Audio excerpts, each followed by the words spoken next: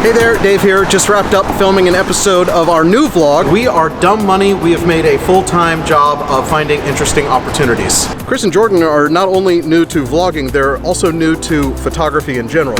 Chris just got a new Canon R, and I'm about to do an unboxing video and set it up for him. You need to know these key settings that will make your life vlogging so much easier. Home. It's your baby. I set up all of this ridiculousness for one quick shot of unboxing the camera.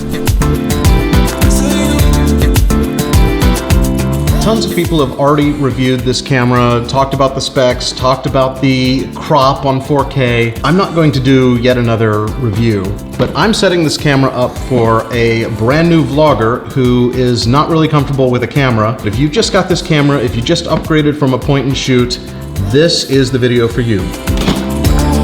It comes with a battery, charger, a USB cable. This is the bag for the lens hood, strap. There's the camera body and the lens. So there's everything in the box. Let's put this camera together.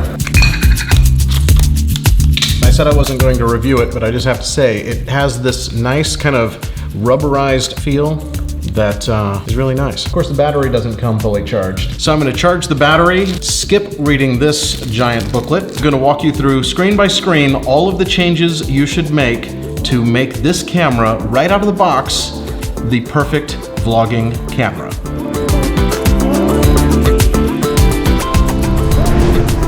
First of all, I really love this camera. It has the kit lens, the 24-105. I went through all of the menu settings, and I'm gonna walk you through the ones that you actually need to know about. Let's dive right in. So when you first turn the camera on, it is in still camera mode. And it's actually not the most intuitive to figure out how to switch it to video mode. What you do is you press the mode button, which lets you choose your various modes for stills, but then you have to hit the info button, boom, to have your video mode. Now for beginning photographers, I would recommend using either this A+ mode, which is the Scene Intelligence Auto mode, or I prefer Aperture Priority mode. The difference there, the A+ is gonna be way more automatic, but if you set it to Aperture Priority and crank it to F4 at all times, you'll have the shallowest depth of field, meaning you'll be in focus, but the background can be blurred. If you've already started messing around with things and you want to reset the camera back to the factory setting,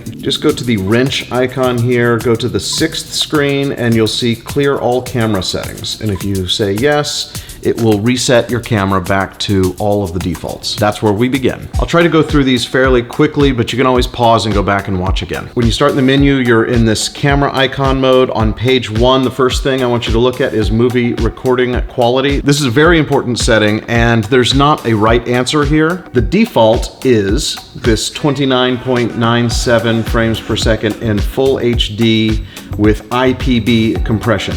What? That sounds confusing, but there's a couple things you need to know. There are basically 3 sizes: HD, Full HD, and 4K.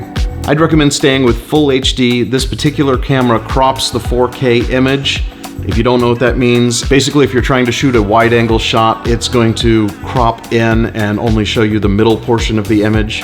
Unless you know you want to have the highest resolution image so that you can, when you're editing, crop into a smaller portion of it, I wouldn't bother with 4K. The default setting on this camera, 29.97 IPB Full HD, that's a great setting. That might be perfect for you. IPB is their standard image compression. It basically reduces your file size a little bit, which is good. All-I is their frame-by-frame compression method, which is a more uncompressed image. That's the highest quality, but you'll burn through your memory cards a little faster. And then frame rate, you're either gonna shoot at 24, which looks like film, or 30, which looks like television, or 60, which gives you some ability to slow the footage down later. On this camera, I like to shoot at 60, so from this menu, I'm going to choose Full HD 59.94p IPB, which is Full HD, 60 frames per second with a little more compression. If you want a little better quality, bump it up to the All-I. Boom, boom, boom, boom, boom. Right there. Next on this screen, sound recording, it defaults to auto. If you want to kind of set it and forget it, you can leave that on auto. For me, I like to have a little more control, so I set that to manual. I'd recommend getting an external microphone. This little Rode is not expensive. If you want even better sound, I'd say get the Video Pro. I'll put links to both of those down below. This wind filter, they have their wind filter set to auto, which is fine because it actually only kicks in if you're using the built-in microphone, which I don't recommend doing. The next thing, Movie Digital IS. That is the digital image stabilization. So your lens has built-in optical stabilization. It works beautifully with this camera's digital stabilization. For some reason, they default that to being turned off. We're going to turn it on. You have a choice between disable, enable, and enhance. Enable seems to be great. It does slightly crop your image so that it has a little wiggle room to stabilize. The enhanced crops a little more. If you're running around with this camera and you find your images are still too shaky, you can go to enhanced, but I think that enable will be good enough for most of what you're shooting. Everything else in this menu, I think the defaults are great. We're going to go now to the autofocus section. The default autofocus method is AF box, which is their one-point system. I like smiley face plus tracking. It does exactly what you think it would do. It looks for smiling faces and focuses on those and tracks the face as it moves around the screen. So if you're filming yourself, it's going to find you, it's going to keep you in focus. And on page 2, this really only applies if you switch to manual focus, which occasionally you may need to do to set up a particular shot. That switch is right here on the side, auto to manual. When you're shooting manual, I think it really helps to have a little help. So under manual focus peaking settings, I turn on peaking. It basically puts a little red outline on the objects that are in focus. As I manually adjust the focus, you can see that that fuzzy thing is now in focus. It only kicks in when you're in manual focus mode. When you're in autofocus, all that red stuff goes away. But side bonus, if you see that red stuff on the screen, it reminds you that you left your camera set to manual focus. I think all their other autofocus defaults are great. I don't have anything to change in the playback settings. Over to the next menu, the wrench icon. Everything's good on page 1. On page 2, if you haven't yet set the date and time, it prompts you when you first turn the camera on if it's not set. When you set the date and time, set the time zone first, because if you set the time and then the time zone, it changes your time. It's a mess. If you're a vlogger, timestamping your footage is critically important because you might shoot over 3 days and it makes it way easier to find what you're looking for. The next thing to change is on page 4. This lets you customize the information that gets overlaid on the screen while you're shooting. It's really a personal preference. I personally like to have a very clean one that has minimal information but touchable buttons, shooting selfie mode.